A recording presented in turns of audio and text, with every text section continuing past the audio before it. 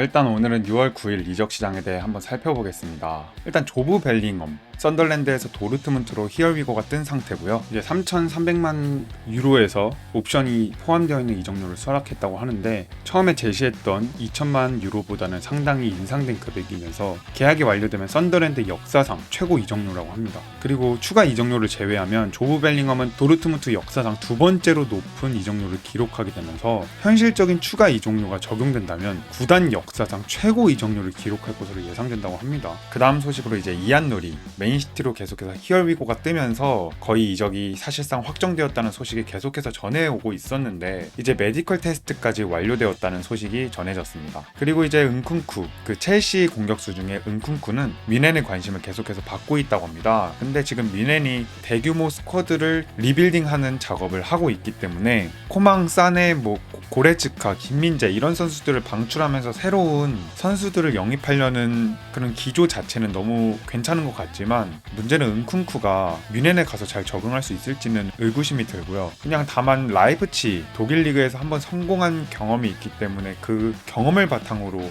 영입을 하려는 게 아닌가 싶습니다. 그리고 이제 토마스 프랭크 감독은 계속해서 토트넘이랑 링크가 나고 있는 상황이고요. 그리고 이제 포스테코글루랑 스타일이 정말 다르다는 것을 방금 읽은 부분에서도 알 수 있듯이 포스테코글루는 진짜 A 플랜 중시, 근데 시즌 후반에는 이제 토너먼트에서 너무 높이 올라가면서 그거를 이기고 싶기 때문에 좀 자신의 고집을 좀 내려놓고 전술적으로 변화를 가져간 거지, 애초에 인터뷰를 통해 거의 1년 넘게 나는 A 플랜을 일단 중시하고 그 다음 건 나중에 생각하겠다라는 기조를 계속해서 유지를 했던 감독이고, 프랭크 감독은 뚜렷한 A 플랜을 가지고 있는 감독은 아닐 수도 있어요. 하지만 선수단에 맞게 그리고 선수들의 장점에 맞게 선수를 운용하는 감독이죠. 그래서 포스테코글루 같이 이렇게 A 플랜을 고집하는 이런 감독들이 지금 당장 생각해보면 단점밖에 떠오르지 않을 수도 있지만 이걸 완전히 완성시켜 놓으면 되게 강력해질 수 있거든요. 그리고 프랭크 감독이 추구하는 그런 스타일 자체는 어중이 떠중이가 될 수도 있는 거고, 하지만 지금 토트넘에게 필요한 감독은 좀 프랭크 감독 스타일인 것 같긴 해요. 왜냐하면 지금 어느 정도 리빌딩을 진행하고 있는 상황인 뿐더러 터뜨릴 수 있는 그런 유망주 선수들도 되게 많기 때문에 유망주들에게 좀 다양한 전술과 그 선수들에게 맞춰서 강점을 살려줄 수 있는 전술을 구상하면은 전 너무 좋을 것 같거든요. 그 다음 이제 테오 에르난데스가 계속해서 알힐랄과 협상을 진행하고 있었는데 선수 본인이 사우디행 자체에 대해 고민을 하고 있다고 합니다. 근데 지금 알힐랄 입장에서는 계속해서 클럽 월드컵을 위해 선수 보강을 하고 있는 입장인데 테오가 결정에 대해서 계속해서 미루니까 알힐랄도 지친 것 같아요. 그래서 이 와중에 AT 마드리드도 왼쪽 윙백을 보강해야 되는 상황이잖아요. 그래서 왼쪽 보강을 위해서 테오에게 관심을 갖고 있다고 합니다.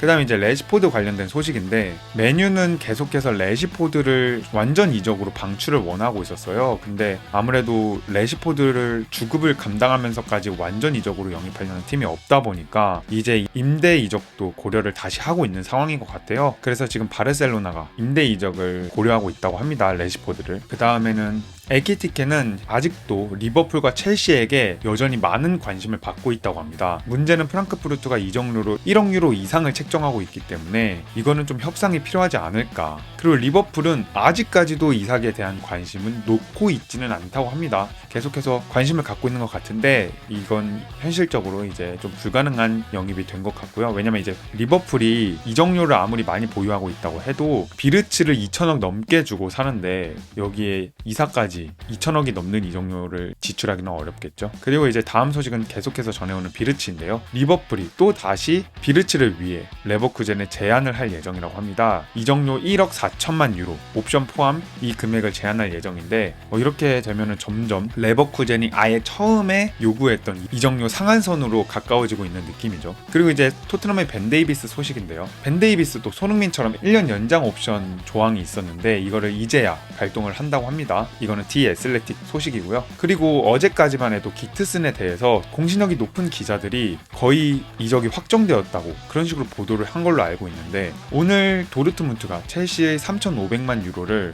거절했다고 해요. 이건 스카이 스포츠 피셜이고요. 근데 문제는 도르트문트에서 5천만에서 6천만 유로를 요구하고 있다고 합니다. 아무래도 기트슨에 대해서 6천만 유로의 이적료는 아니라고 생각을 하지만 애초에 첼시가 처음에 제시했던 3,500만 유로가 너무 낮다 보니까 도르트문트도 이거는 아니라고 생각했는지 더 높게 이적료를 부른 것 같고요. 그리고 호드리구에 대한 소식이 짤막하게 나왔는데 아스널이 호드리구를 위해 좀 미친 계약, 빅딜 계약을 준비 중이라고 합니다. 근데 자세한 이야기는 아직까지 나오지 않고 있고요. 근데 지금 호드리구에 대해서 집중을 하고 있는 이유가 로마노가 거의 요즘에 조금 이상한 짓을 하고 있긴 하지만 공신력이 제일 강한 기자 중 한 명이잖아요. 근데 이적 시장 전에 이런 말을 했었죠. 아무도 예상하지 못한 그런 빅딜이 하나 있을 것이다. 이렇게 말했기 때문에 애초에 현재 거론되고 있는 S티어라고 평가받는 스트라이커들이 있잖아요. 뭐 예를 들어서 에키티케 있고 쉐슈코, 요케레스 등 이렇게 유명한 선수들은 있긴 하지만 이거는 애초에 예상된 이적이었죠. 계속해서 스트라이커 매물들을 찾고 있는 빅클럽들이 너무 많았기 때문에 이거는 그냥 축구 팬들이라면 예상을 할 수 있는 계약들이었습니다. 지금 빅딜이 누구일까에 대해서 계속해서 궁금증을 자아내고 있는 상황이죠. 그렇기 때문에 더욱더 호드리구에게 관심을 더 줄 것 같습니다. 그리고 이제 잭 그릴리시에 대한 소식인데 잭 그릴리시는 뉴캐슬이랑 지금 링크가 뜨고 있어요. 일단 맨시티를 떠나는 것은 거의 확정이 된 상태죠. 근데 문제는 뉴캐슬도 앤서니 고든에 대해서 다른 팀들이 관심을 갖고 있으니까 앤서니 고든이 나가게 되면 그릴리시 임대 영입을 고려하고 있는 것 같습니다. 근데 영구 이적을 고려하는 팀은 없는 걸로 알고 있고요. 그 다음 이제 매냥은 1,800만 유로로 이적료가 사실상 좀 협상이 완료된 상태라고 해요. 세부적인 조항만 잘 마무리되면은 매냥은 첼시로 이적이 될 확률이 높고요. 그리고 지금 본머스에서 센터백이 2명 있었죠. 유망한 센터백이 2명 있었는데 그게 딘 하위선이랑 자바르니였습니다. 자바르니도 지금 계속해서 파리 생제르맹이랑 링크가 뜨고 있어요. 그래서 오늘 새벽에 김민재 에이전트와 뭐 파리 생제르맹의 핵심 인사들이 만났다는 그런 소식들이 전해졌었죠. 근데 그때만 해도 자바르니한테 계속해서 관심을 갖고 있던 파리 생제르맹이 그 영입이 실패되면서 김민재한테 시선을 돌린 건가? 뭐 이런 의견도 있었습니다. 근데 계속해서 전해져 오는 소식에 따르면 지금 파리 생제르맹은 자바르니랑 김민재를 둘 다 노리고 있다고 해요. 근데 이게 어떻게 될지 모르는 게 왜냐면 지금 파리 생제르맹은 최고의 시즌을 보냈는데 그때 파초랑 마르키뉴스가 되게 훌륭한 조합을 보여줬단 말이죠. 근데 자바르니는 그렇다고 쳐도 김민재는 주급이 세기 때문에 백업으로 쓰기에는 김민재 영입이 비효율적이라고 생각을 하거든요. 그래서 이거에 대해서는 어떤 진전된 협상이 있을지는 계속해서 지켜봐야 될 것 같습니다. 그리고 베르나르도 실바도 알힐랄한테 관심을 받고 있는 중이라고 해요. 알힐랄은 진짜 계속해서 S급 선수들만 영입을 노리고 있고 클럽 월드컵에서 좀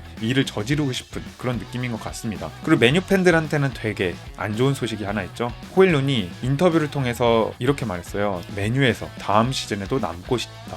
나에게 남은 계약 기간은 아직 많기 때문에 이 기간 동안 메뉴에서 주전 경쟁을 하고 싶다는 그런 뉘앙스로 인터뷰를 했습니다. 메뉴는 무조건 호일룬을 팔면서 스트라이커 자원을 보충하려고 했는데 이렇게 되면 계획에 좀 차질이 생길 수도 있을 것 같고 그리고 온스테인 피셜에 따르면 아스널 이거는 조금 계속해서 전해져 온 소식이죠. 아스널은 9번 스트라이커 이건 셰슈코로 지금 계속해서 언급이 되고 있고 왼쪽 월클 윙어 중에는 이제 호드리구, 모건 로저스, 니코 윌리엄스가 계속해서 링크가 뜨고 있는 상황입니다. 그리고 오른쪽 사카 백업 영입도 선호 중이라고 해요. 그리고 은베모에 대한 소식이 있는데 메뉴 이적을 선호한다는 그런 소식들이 계속해서 전해지고 있는데 토트넘이 하이제킹을 시도한다고 합니다. 왜냐하면 토트넘이 어쨌든 감독으로 프랭크 감독이 올 확률이 높기 때문에 은베모를 브렌트포드에서 누구보다 잘 쓴 프랭크 감독이 토트넘으로 오다 보니까 이거를 약간 이용해서 은베모를 설득할 것 같아요. 근데 선수 자체가 메뉴행을 너무 원하고 있기 때문에 이거는 좀 성사되기 어려운 그런 이적 소식인 것 같고요. 그리고 이제 오시멘에 대한 소식이 또 새로운 게 나왔습니다. 알힐랄이 뭐 테오 에르난데스는 아까 앞서 언급한 것처럼 이미 실패한 영입이라고 말씀을 드렸는데 오시멘 거의 이적이 확정되었다고 제가 어제 이적 소식 영상에서도 말씀을 드렸거든요. 그리고 이거는 제 뇌피셜이 아니었고요. 로마노도 말했고 뭐 온스테인 이런 공신력이 높은 기자들이 계속해서 이적 협상이 거의 다 마무리되었다 이런 식으로 언론에 보도를 했어요. 근데 오시멘이 최근에 알힐랄이 세 번째로 비드했던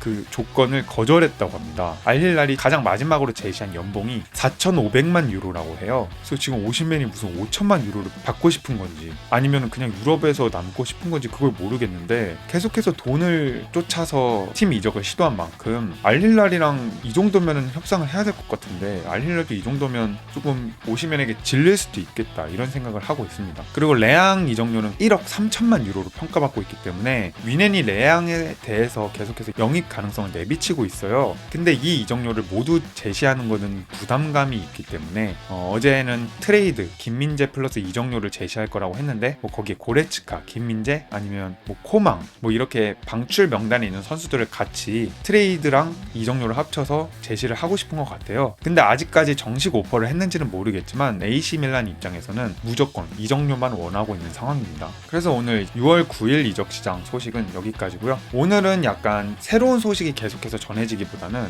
어제와 다르게 기존에 있던 소식들이 좀 진전된 그런 모습들을 알 수 있었던 날이었던 것 같습니다. 내일 이적 시장에서도 새로운 소식으로 다시 찾아오겠습니다. 오늘도 끝까지 시청해주셔서 감사하고요. 다음 영상에서 뵙겠습니다.